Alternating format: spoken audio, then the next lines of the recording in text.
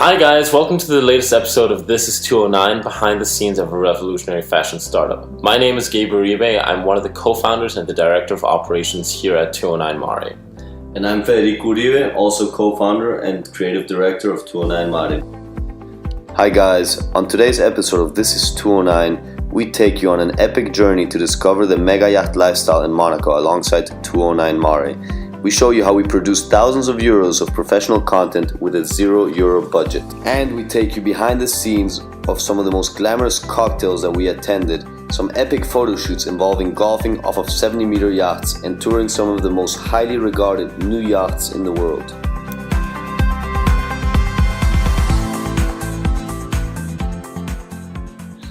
So at the end of September, we had the opportunity to attend the Monaco Yacht Show 2017, which is an annual yacht show hosted here in Monaco in the famous Port Hercule. And it's really the most prominent yacht show there is in the world. There are more than 150 mega yachts, which in total are valued at more than 3.5 billion euros. Where the average length of each yacht is 150 feet. I mean, these really aren't small yachts. These are the big whales of the ocean. It's really the creme de la creme of the yachting industry. And this really was a place to be at the end of September, and we realized we could not miss out on the opportunity of attending. So we decided to attend in order to better understand many of our clients who come from the yachting world, many enthusiasts. And we got to meet a lot of cool people. We got to know a little bit our clientele a little bit better, and more than anything, to get really cool content. And the content that we created during this time is some of it you may have seen on our Instagram, in our stories, in our posts. And ultimately, that is what we wanted the most, is to come away with really cool content.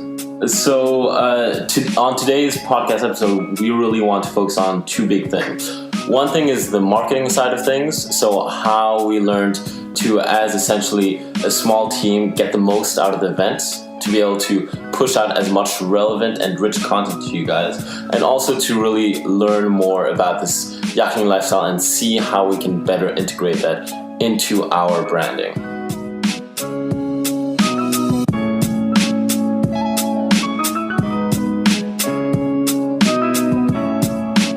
So we got to the yacht show day one, 27th of September, and we didn't really know where to start. Our main priority for the yacht show really was to get some fantastic content. So we decided to get straight to the matter, and we decided to start touring the yachts, seeing what there's out there. But we had one big problem, which was access. We wanted to get onto these yachts, and we did not have the entry.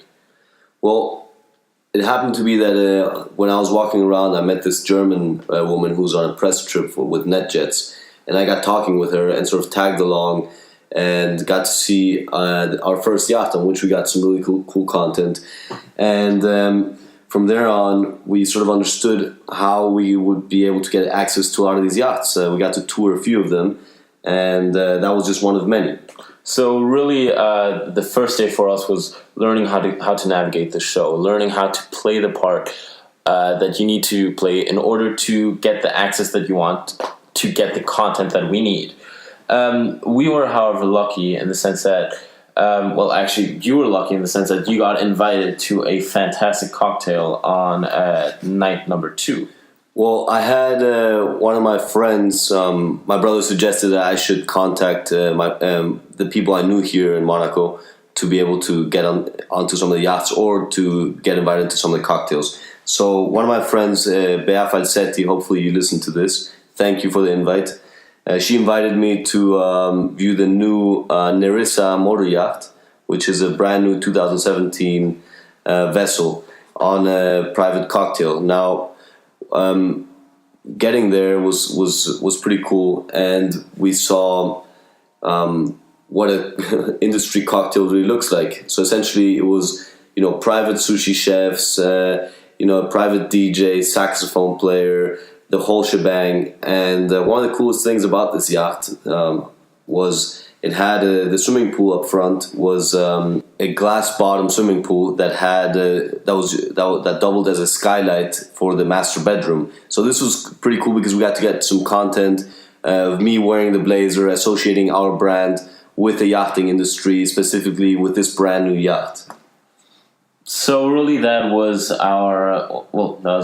your second really up close opportunity with a big yacht. But day 3 came around, and we got the mother of all yachts. A friend of ours, Chris, who came to visit the yacht show from the U.S., he somehow managed to get us a private viewing of the MY Already, which is shipbuilder Lurson's biggest, newest project.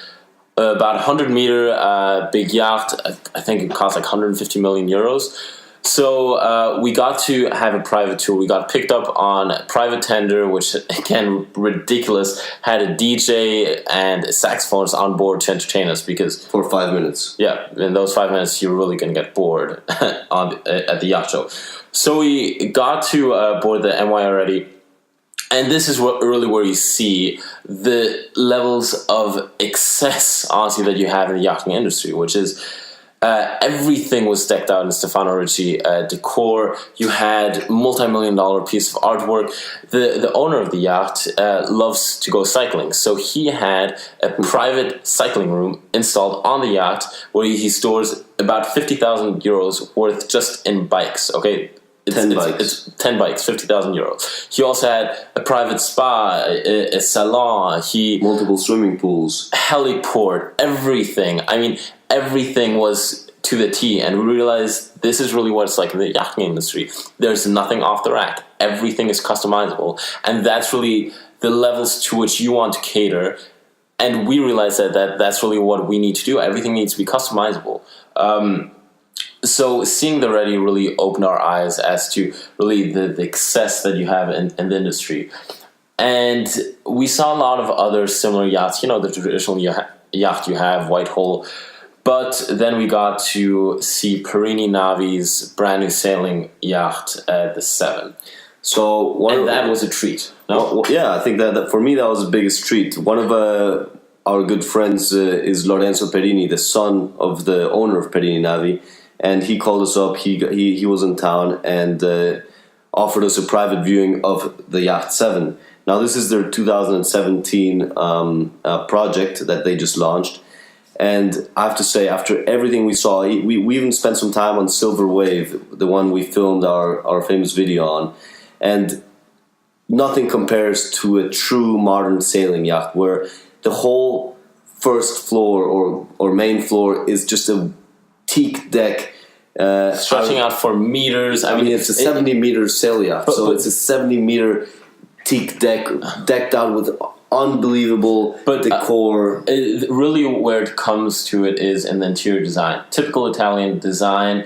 Everything covered in minimalistic, fantastic leather sofas. A lot of light, clean lines. You go inside, you go down to see the master bedroom, and it's just absolutely fantastic. Low hanging bed, great indirect lighting, marble counters. You had the sink was made out of mineral, and you had the shower. The shower had one of those glass panes where you press a button and it turns opaque. So it's kind of cool. You have a lot of really close attention to detail in this really exquisite Italian sailing yacht. And that's really where we saw the big difference between a big yacht like the Areti or like the Nursa and a sailing yacht like the 7. It comes down to the details. It comes down to the attitude that you have with the yacht. Well, and a comparison that you might understand is, for example, consider the motor yacht one of the new Yeezy sneakers. It's trendy, it's comfortable, and that's it. And consider the sailing yacht at Todd's Loafer, just a classic, elegant vessel. And that is sort of the comparison, like this sort of elegance versus the comfort, the aesthetic versus the sportiness, the enjoyability of this elegance is I think there's nothing like it. What I always like to think about when I was thinking about this motor yacht, the 7, was this really is representative of the classic Italian gentleman. Old guy, 50s, 60s, white slick back hair, linen suit, enjoying life. It's really almost aristocratic, but not in your face like a yacht. It's something that you can truly enjoy. It's tasteful. It's tasteful.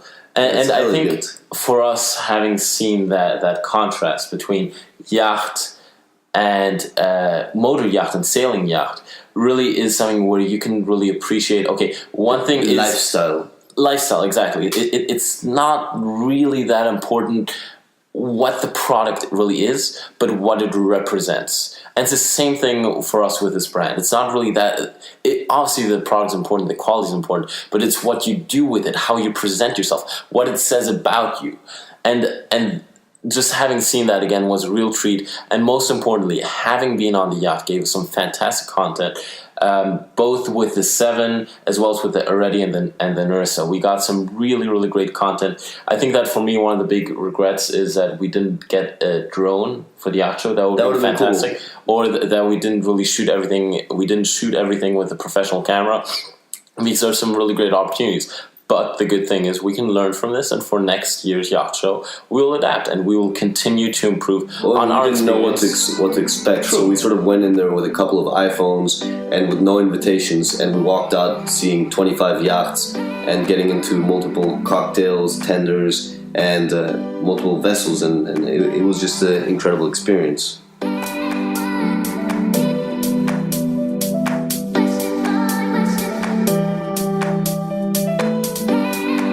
So we had a really fantastic experience at the yacht show, but now we had a very big challenge. We had a €0 budget for content creation. So we want to be able to maximize what we had into a product for you guys to use.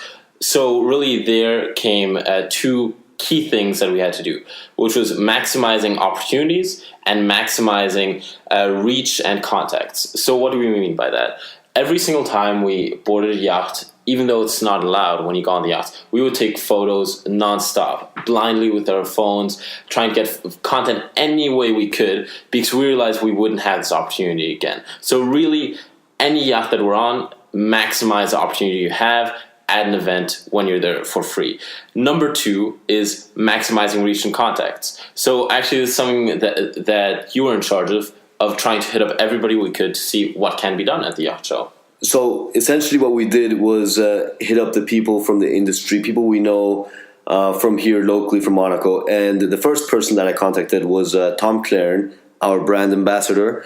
And he not only got us tickets the first day, so thank you, Tom. He was able to do a photo shoot for us on a yacht with a new company that's doing golf decks for super yachts. So essentially, there's a company that's started by a PGA Tour player, Francois, and he builds decks where people shoot golf balls off. And we sent them off with some of our products. Both of them wore it, and we got shots of Tom and Francois wearing our blazers, shooting these biodegradable golf balls off a 70-meter yacht into the harbor. So that was cool. And I have to say, one of the shots that we got from there of Tom hitting the ball, sick, fantastic shot. Like really, probably one of the best shots of the entire... Actually, it's the most liked picture we have, I think, or one of them. Yeah, it's one of the most liked ones. And I thought that was fantastic until the next day we saw what we had coming, which was another collaboration with a company called French Riviera Water Toys. So these guys are actually old friends of ours because we shot our first video we ever shot with them. And when we heard that they were coming to the yacht show, I hit up Steve. He's the world vice champion of flyboard, and we asked to get involved in a sort of collaboration with them because we love their amazing content production team. Now what we essentially did was we gave them our jackets for them to wear and document their short film on. They were presenting their water toys at Rolla. It's a motor yacht. It's a 70-meter motor yacht. And when they documented this film, their best flyboarders were wearing 209 Mara gear, so they looked like men in tuxes sort of flying around this yacht, looking absolutely incredible. And we're getting this content in exchange for them getting to wear the jacket. So it's really good exchange for them and for us. They get to have something unique, and we get to receive the content for us to promote.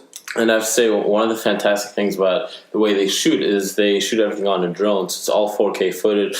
It looks fantastic, and you can see it from the air. Fantastic aerial footage. So those were two key collaborations that we had.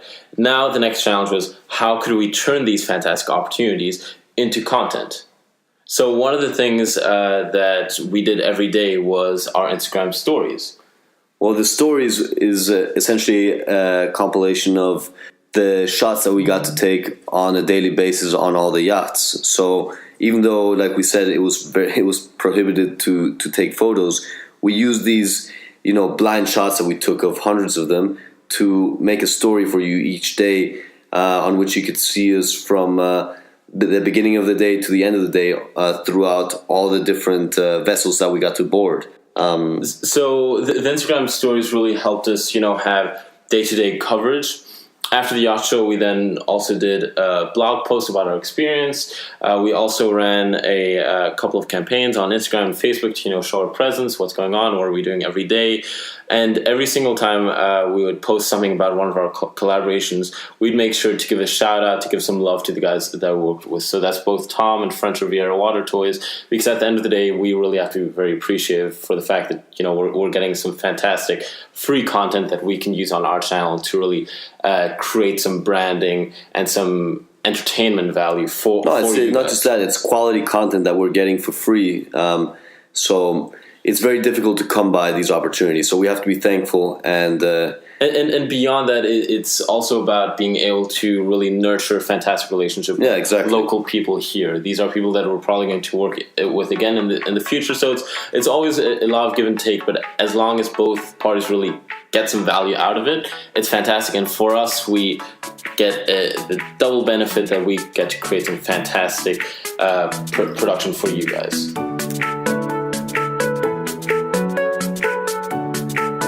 Guys, we didn't really know what to expect going into this.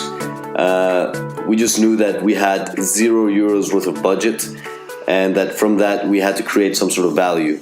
And we're very proud to say that we created incredible content by working with people with whom we worked before, and sort of nurtured these relationships, which we hope that they continue growing. And it's really important that if you're out there starting your own project and you're tight on budget, you use opportunities that you can to produce value where there is none. And one of the important things that you need to remember is that there's always a way to do it. Think about it this way. Don't necessarily go out there creating. Go out there and document. And from all this documentation that you do, whether it's pictures, writing, recording, you can add your personal touch and tell the story from your own perspective. That's it. Hey guys, thanks for tuning in to This Is 209. Make sure to follow us on social media, Instagram and Facebook at 209mare, and Snapchat at official209mare. Check us out online, 209mare.com, and we hope to see you here next time.